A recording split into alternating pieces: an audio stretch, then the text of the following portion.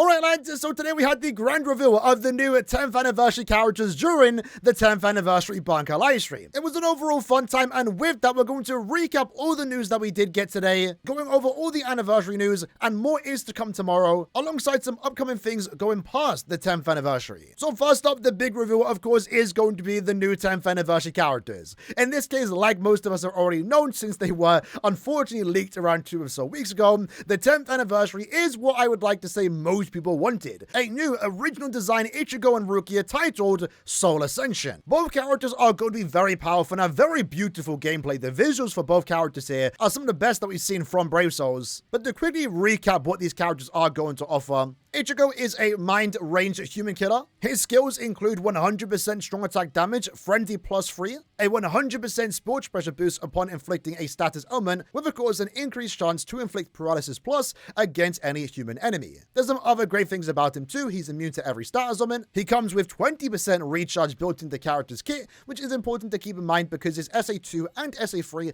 are superior strong attacks, which have a longer than usual cooldown, but also at the same time deal more damage. His SA1 in particular is unique to this character. It's something that we've not seen before. It's a beam into a vacuum-like vortex. For Rukia though, she's a melee speed stammer to killer, with very similar skills to be honest. A 100% SP boost, frenzy +3, 100% more strong attack damage, and 80% more damage to frozen enemies. With again, once more, very good strong attacks, her SA2 in particular being unique to her. So essentially what you can guarantee about these characters is that they can have very fast gameplay and also be some of the hardest hitting characters in the game. That of course comes with the expectation of anniversary power creep, but in and of itself they haven't actually pushed the power creep all too far, which I think is a good thing. They're easily some of the best characters in the entire game, but they aren't instantly invalidating every character that released prior to the 10th anniversary. But one thing that we are getting introduced this year as the special 10th anniversary mechanic is new EX skills. And these EX skills go for the characters themselves. They get a potential buff, making them better, but they also can pass it on to any character in their attribute when used as a link. So not only are Ichigo and Rukia some of the best characters in the game easily, they're also essentially making every other character in the attribute also better, because Ichigo's EX skill is recharge at 14%, that's his base soul trait, but in addition to that, he's also offering Berserker. Now at a base level, at special level 1, it's at 18%, but the more duplicates you get into this character, the more Berserker he actually offers through his soul trait, maxing out at 35%. So through duplicates, you can actually make these characters some of the best links in the entire game. For Rukia, it's a bit more crazy, because her one is offering a spiritual pressure boost, and also again, 14% recharge. At base level 1 out of 5, it's a 20% spiritual pressure boost. At 5 out of 5 though, max transcendence, it's a 35% spiritual pressure boost. And these can definitely get crazy because these aren't just double soul traits. It's giving a skill. This isn't a soul trait you're giving to your other characters. You're giving them the skill. So any skill that we have currently existing to the game, technically, hypothetically, in the future, you could offer that with also the additional recharge on normal attack damage that you would get from a usual soul trait. We actually have some data mines in the game right now, so all these are examples of what we could potentially expect in the future through this new EX skill system. And with that, of course, if you are excited for these characters, they will be releasing in less than 48 hours time on the 22nd. Now, fortunately for us, this banner is actually a really good banner. It's a Zenith step-up summon, so step 25 does guarantee you Ichigo or Rukia of your choice. And if you do go all the way to step 50, you get another selected ticket, Ichigo or Rukia, but you also get a free Rainbow Special Move Source. Likely you won't be going to step 50, but there are reasons to summon on this banner outside, of course, of Ichigo and Rukia, because the banner fillers are actually really good. It's the first time that we've seen a non-1000 Year Blood War banner feature 1000 Year Blood War fillers. It's a good selection, and overall is probably the best anniversary banner that we have gotten to date when you consider the overall value that this banner does offer. Not only are the anniversary units great, we have the return of 9th anniversary, and we also have some very good limited units. So this is definitely going to be an easy 25-step summon for me, but moving away from the banner news, let's talk about some of the upcoming stuff that we are getting. So one of the first things announced in this live stream is the new Path to Unity co-op quest. Now this event was announced a month ago during our pre-anniversary live stream, and it was stated to come out in August, so it's likely coming very soon. And the idea for this event is that it's a co-op point event. Obviously going to work different, but the idea is that you want to clear the quest fast and also potentially perform certain tasks during the event, like for example using an additional special move to earn additional points. With these points, we can potentially get some additional rewards, and right now the only reward that we can see in the banner icon is a secret Linkshot potion, which I think is good because we definitely do need more of these items, and for those that are new, we use these items to level up our Linkshot level above level 20 through the attribute tree system. And right now the only way to really get this item reliably, which isn't even all that reliable, is through the Senkamon exchange and also the Reminisce Road event, which isn't a permanent event and isn't likely going to be here for much longer. So I guess this event is going to serve as a permanent way to receive these items and potentially other items, maybe more transcendent items, and whatever this event might potentially offer. Other than that, there's still more to be seen with this event, and all we really know right now is that it should be releasing in August. Continuing on with the events, starting on the 22nd when the anniversary does begin, we are going to get a special event which you can clear once a day and actually receive a guaranteed 5-star accessory. Now for most of us that have already completed our collection, this isn't really much, but as it is an anniversary, there will be a lot of new players, a lot of returning players, and even if you are a veteran, maybe you've not yet finished your accessory collection. Well, you can potentially do that through this quest. You still have to get lucky, it's still RNG, but this is a great idea just to offer more accessories, which I think is needed, especially again for those newer returning players. Next, of course, we are going to get the 10th anniversary point event. By playing this event, you can get the 10th anniversary commemorative con accessory, just to show you were playing during the anniversary,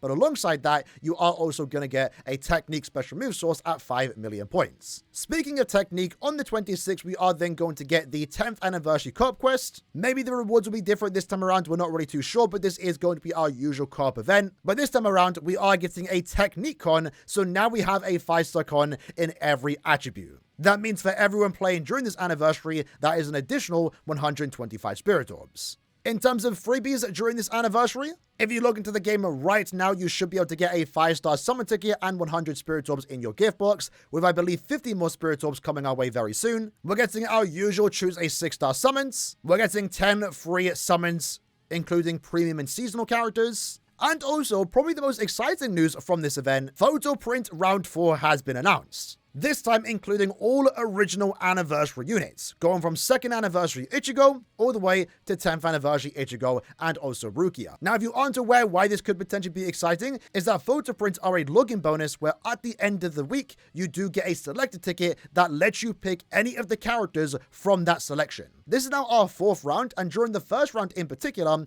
we were able to pick the new Blood War Parasol units, in this case Shinji, Momo, or Ruruka. So this should hopefully mean that you can literally just guarantee yourself an Ichigo or Rukia 10th anniversary for free without even pulling on the banner. Even though we literally had the graphic basically confirming it, I still feel like this news is a bit too good to be true. So we're going to have to wait and see until we do actually get the summon ticket. But it is Photoprint Round 4 follows the round 1, 2, and 3. You should be able to pick the characters in the selection, and that would imply Ichigo and Rukia can be chosen for free. And in my opinion, that's a great way to celebrate 10 years of Brave Souls, just giving you one of the characters of your choice. And it makes sense too, because again, the new EX skill system that we have encourages you to have duplicates of the character to make them better soul traits. And then I guess the last big news that we did get is confirmation of a new Bund collaboration. It's always a fun time when we get a new Bund event, banner, collab, and we now know officially that it is happening, even if it did get leaked around a month ago. Unfortunately, this is another big surprise that was ruined by leaks. But either way, at least we can now officially talk about it. It is happening, and my guess is that will be happening this time next month for August end of month. So if you are excited for Bund characters, start saving now. Now, that's pretty much it for the in-game news for the time being, but there was still a lot of announcements that I do want to talk about because it is big for Brave Souls. But the unfortunate thing is, if you aren't in Japan, you likely don't get to experience it.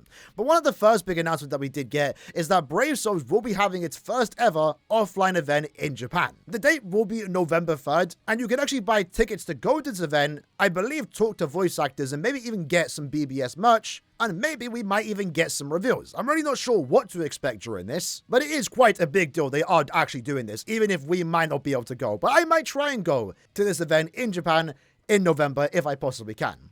I guess one thing that's worth mentioning is that they do announce at the bottom here to check out future editions of Brave Souls News Live as we reveal more details. So those live streams that we did get during the Aizen and Byakuya reveal, and also the Okiura and Ichigo reveal, the small live streams that aren't as big as BANKAI but still can be as exciting, it looks like we're getting more of those potentially around the time of November. Continuing on with the in-life events, once more in Japan, in Shinjuku, there will be a Bleach Brave Souls pop-up pop-up shop where if you go there, you can actually buy all these items, which I think look really cool. You can get con stickers, you can get acrylic stands, keychains, including some pretty cool seasonal units. You can even buy artwork of the 10th anniversary units, and once more, you can actually get some pretty cool badges, which includes artwork of all the original anniversary characters. So once more stuff for those that do live in Japan, but still good news nonetheless. And if it does that don't live in Japan, there is some retweet giveaways going on where you can get some Brave Souls merch. So starting on the 23rd, if you tweet out the hashtag Brave Souls Memories with a